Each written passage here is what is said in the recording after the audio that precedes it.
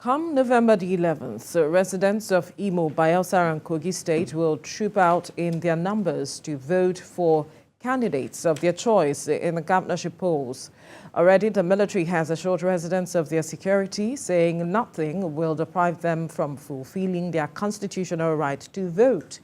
All eyes are now on the electoral umpire, INEC, to conduct a hitch-free election in the affected states. From previous exercises, late arrival of materials and electoral officers, insufficient polling units, and challenges with the beavers are only some of the issues that have been experienced. With less than 5 days to the D-Day, how prepared then is INEC to deliver elections that would be free, fair, and credible, devoid of challenges within their control? Joining us from our Abuja studio is Dr. Siraju Yakubu, Head of Department, Public and International Law, Nile University of Nigeria. Good morning. Thank you for joining us. Well, good morning, and thank you for having me in the studio today. Right. Now, recently, one of INEC's representatives was speaking, and she said that INEC has learned their lessons, especially from the elections held earlier this year, talking about the presidential elections, and that they have been able to put in place measures to address, be it technical challenges and every other challenge that they faced at that time, to the extent that they even conducted a mock election that lasted just 3 hours, and they were able to upload the results. But are you confident that perhaps INEC has learned its lessons to put in place what is needed ahead of this off-cycle elections?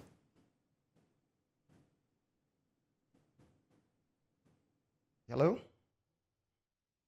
Can you hear me? Can you repeat that again, please?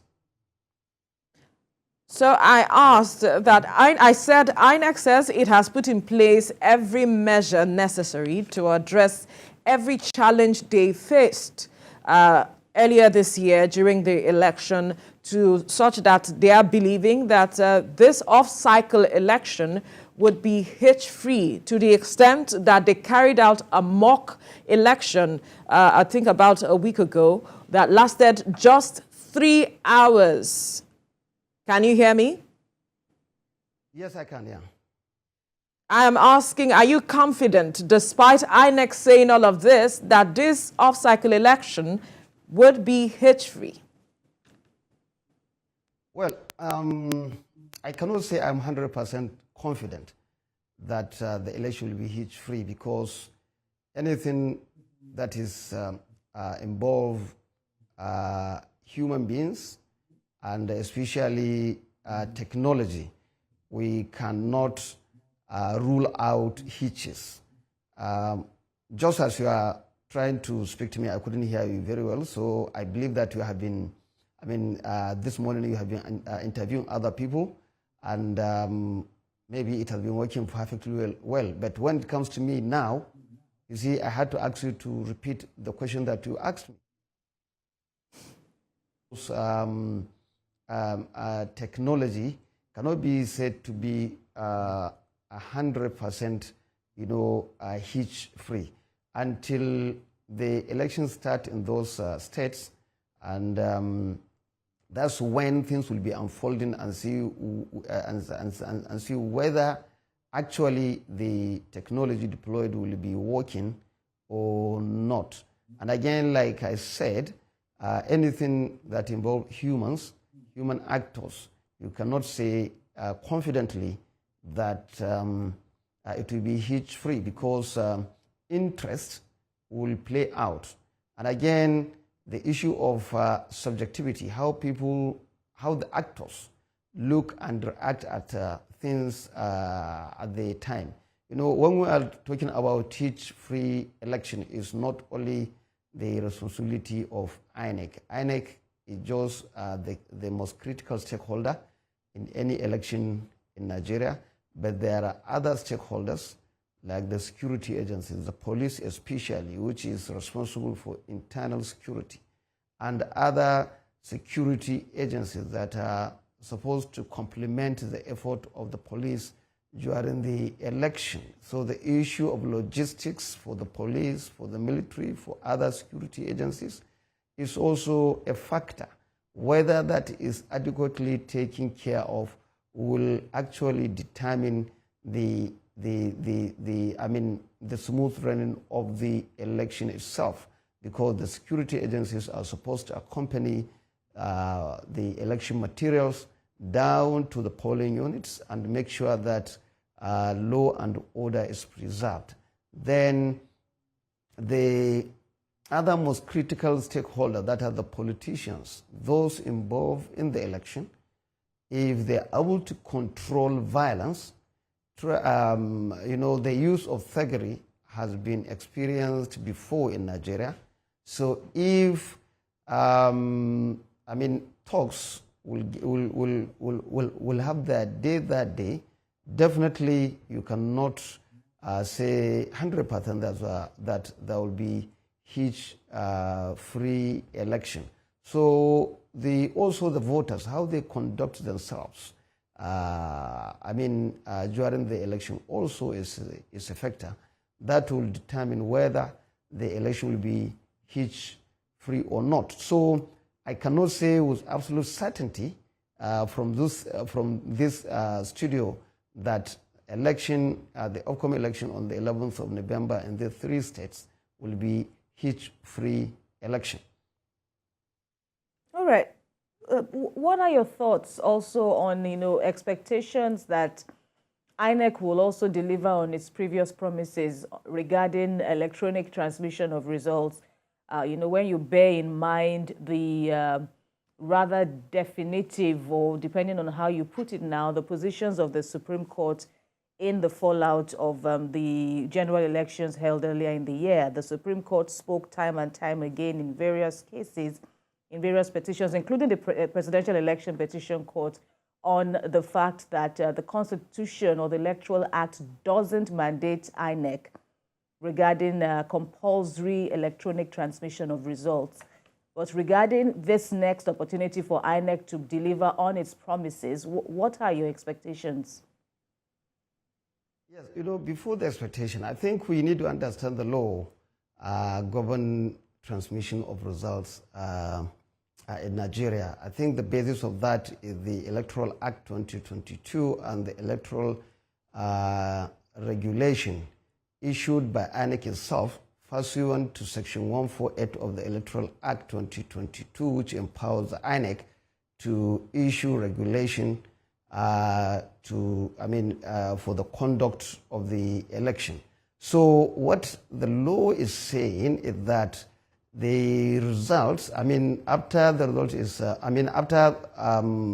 election is concluded at a polling station, the presiding officer should count the ballots casted before the agents and the other security agencies, and then record such result in the form provided by INEC.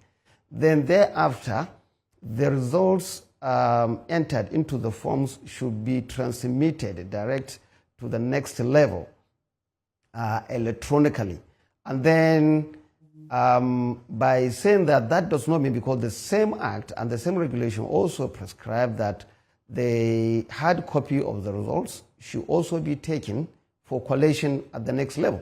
And you cannot there's no provision to transmit electronic results to the security agencies now and agents. So the law provides that the hard copy of the results, that is the carbon copy of the duplicates, should be given to the Nigerian police and the party agents.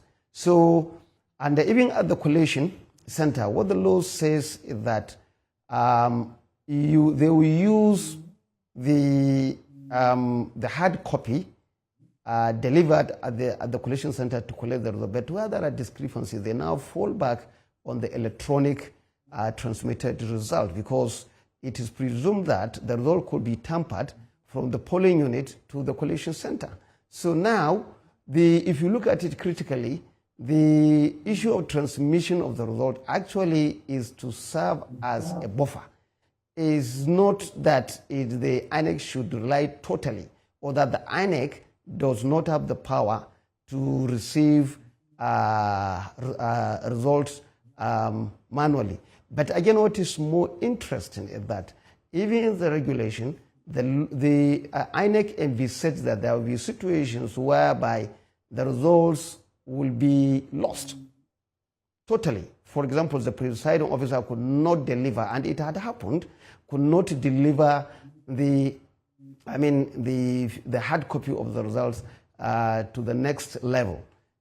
So, and then again, there will be, also the INEC envisaged that there will be a situation whereby the electronic transmitter will not be available due to the hitches, glitches, technical glitches, and so on, and due to even other risk factors. In that situation, the regulation stipulates that I think clause 93 provides that where there is no, the physical result had not been delivered, and where there is no transmitted, electronically transmitted result, the collation officer should ask for the result from party agents and from the police. So the issue around transmission of results electronically need to be understood very, very well, because what the law is saying is that the electronic transmission of result should serve as a buffer. In case there is loss of physical result, then you now fall back, or there are discrepancies, you now fall back on the electronically transmitted result. But where there is none, which means that INEC can decide if there are the other risk factors, like that of hacking of the servers, can actually suspend the transmission of result electronically. That was the law, in my understanding as a lawyer, is saying. So it does not mean that if INEC doesn't transmit results electronically, that election is not free and fair, and that result is not acceptable. So the issue, like you said, coming back to the question, that I hope that there will be no glitches, because there are technical issues. We have had experience in this country whereby, the service providers will go off. It has happened before. MTN nationwide, their network collapsed, and nobody could call. And we know that it is these telecommunication companies that are providing data services, which we use actually in day-to-day in our activities. So I don't know, but we are hoping that INEC will be able to transmit the results in these three elections coming on the 11th of November. That is just my wish, but I cannot say with certainty whether they will be able to do that or not, because things are not entirely in the control of INEC. There are other factors and other stakeholders that are involved in the election.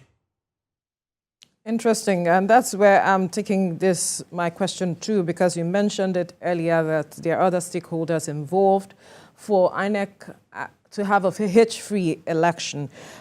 You also mentioned the matter of interest, perhaps coming to play one way or the other, not necessarily from INEC, but from perhaps other stakeholders, like you mentioned. And if you look at the papers this morning, the Inspector General of Police said that he has redeployed the Imo Commissioner of Police so as to ensure neutrality after the incident that happened last week with regards to the NLC President Joe Ajaero being attacked, so to speak. And then he also went ahead to say that about 220 police patrol vehicles have been deployed in Imo, Kogi, and Bayelsa, the states where the off-cycle elections will be holding. And I'm wondering what you make of this move by the Inspector General of Police, if it's a step in the right direction. I think it is a right step, actually, in the right direction, because it has been actually the usual practice, even in the past, when things were not as bad as they are now. that before a day to election, not only the police, but even the electoral officers from top to bottom were actually, INEC used to actually redeploy them so that the issue of interest should be will be disabled. Because we know that there may be some moves by the politicians who are one of the critical stakeholders in the election to reach out to the security agencies to connive with them, to bribe them for them to have their way, or to the electoral officers for them to cooperate with them to help them rig the elections. But has that really changed anything over the years? Well, actually, I don't know if they still do it now, but I'm talking about in the 90s, when whichever body is called, the electoral body by whichever name is called. I know they do that. I know definitely do that.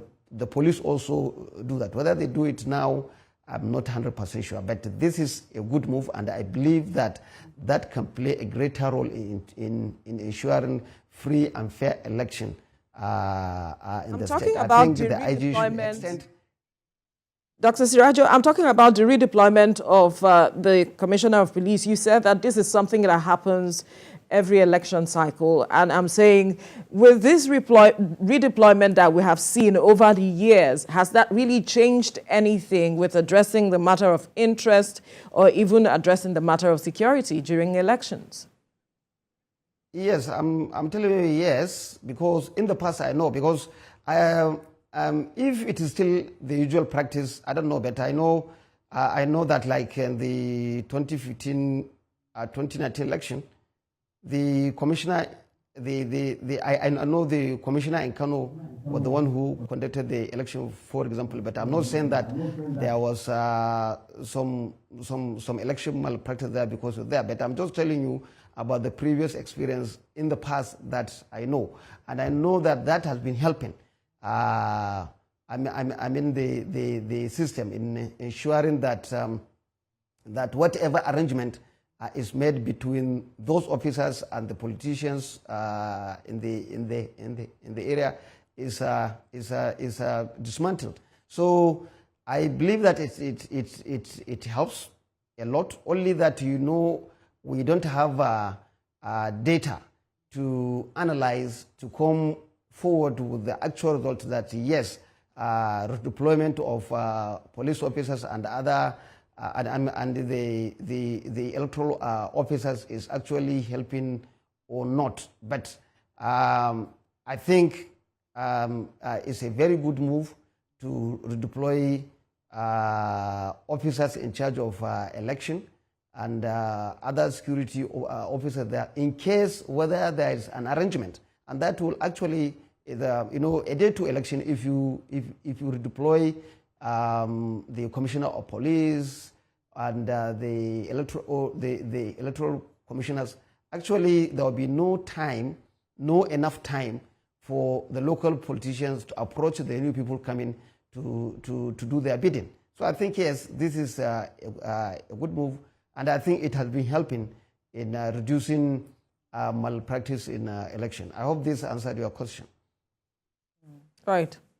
All right. But in terms of, the drive for credible elections and the roles of INEC and indeed other stakeholders, I like the fact, the points you were making earlier on about, the intentions of the Electoral Act, which also, goes on to talk about the roles of party agents on election day, especially at the polling unit. And when you do like a post-mortem of all election disputes, how, political parties will argue back and forth that elections are won at the polling unit and not necessarily at the collation centers. I just wonder what you make of, perhaps strengthening the roles of, party agents, if we indeed have them active, doing their work, monitoring the results before they are being collated and transmitted. Perhaps we'll get to see lesser election disputes. So what do you think? Well, Actually, whatever agents, the role of agents actually at the polling unit is very critical to having free and fair election, because if they are above vote, if politicians are not able to compromise agents, that will help actually greatly in ensuring that people's votes count. So, yes, it is a very good thing to strengthen the role of agents, and even to help them to play their role. But whatever is the outcome of the election in Nigeria, generally the losers hardly will a loser, unless it is very clear to him or her that this election is actually lost.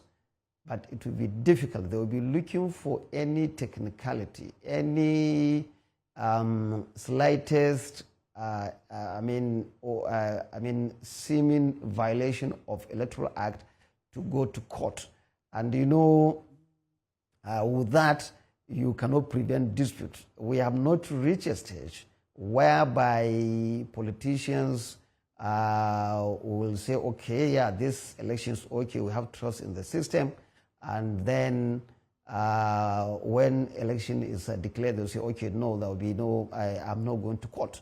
I think we have not reached that stage, partly because of our attitude. Those who take, who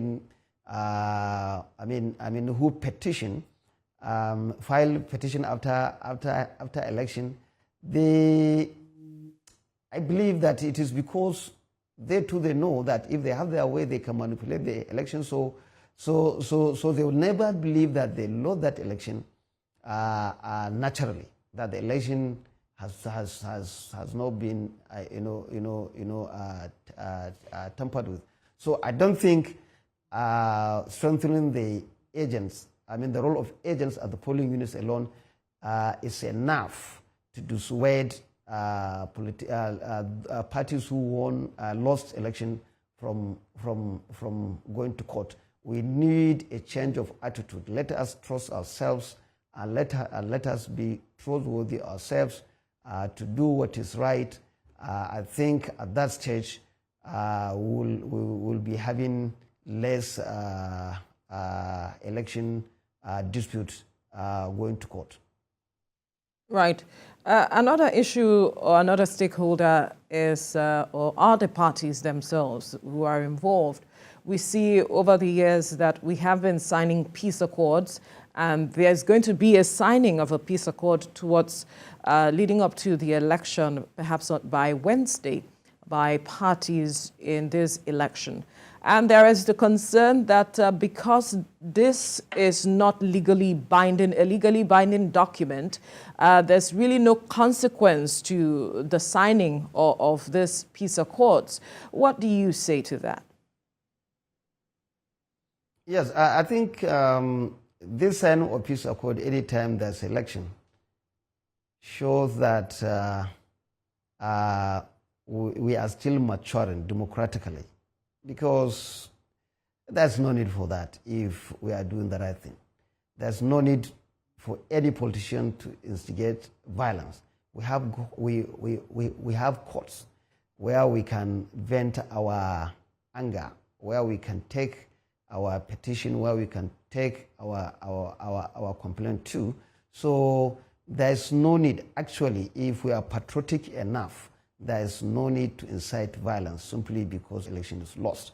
And if you can see, even now, elections are being reclaimed after even some, some elected officials have been sworn in. So there is no need actually for violence. But again, since this is the situation we found ourselves, I think the signing of accords in those areas that it is felt that yes, it was the signing of the accord will help in maintaining law and order post-election. I think it is a good thing. Like you said, it is not legally binding. So even with the signing of the accord, some of the politicians may not be honorable enough, even those that are called honorable, by virtue of the position they contest for, we are not honorable enough to say that, okay, let's maintain law and order, let's eschew violence, and if we have any complaint, let's go to the court. But again, I think the law enforcement should go back and look inward and see how they can be tackling these issues of violence perpetrated by the politicians. If we are boasting of the rule of law in Nigeria, then nobody should be above the law. Whosoever incites violence himself was to be punished. And we have adequate laws. If somebody lost his life, it's a case of murder. We should not just look at it as politics, as an election. Whosoever is involved, from the actors, from the field soldiers who killed the victim, to those people who instigated them or who directed them, directly or indirectly, should be brought to book by the police and the other critical stakeholders in our criminal justice system. With that, I think we can be, that can serve as a deterrence. I think that's what I think we should focus more on more. Quickly, Doctor. Right. Quickly, Doctor. So what do you reckon of voter turnout in terms of, these governorship elections?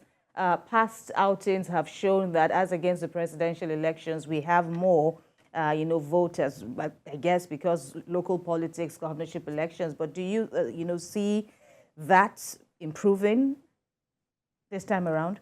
Well, it depends. Yeah. Well, that will depend also on the level of mobilization by the politicians. How they build the confidence of their supporters to come out and vote in a keenly, contested election. Actually, is likely to see a higher voter turnout because each party will try to mobilize its supporters. But again, there are other factors, especially if we take places, state like Imo State, where you have ESN and IPOB threatening the election. They have been threatening the election and the electoral empire itself. In the East, generally, they have been burning down INEC offices and so on. So people in those, like in Imo State, may not necessarily come out and vote. They may think that they are safety first.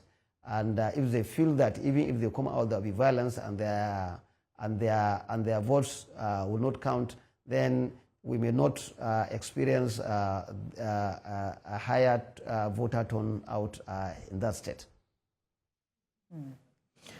All right. We must thank you now, Dr. Sirajo Yakubu, Head of Department Public and International Law, Nile University of Nigeria, for your time on the program. Thank you. Thank you very much indeed. Thank you.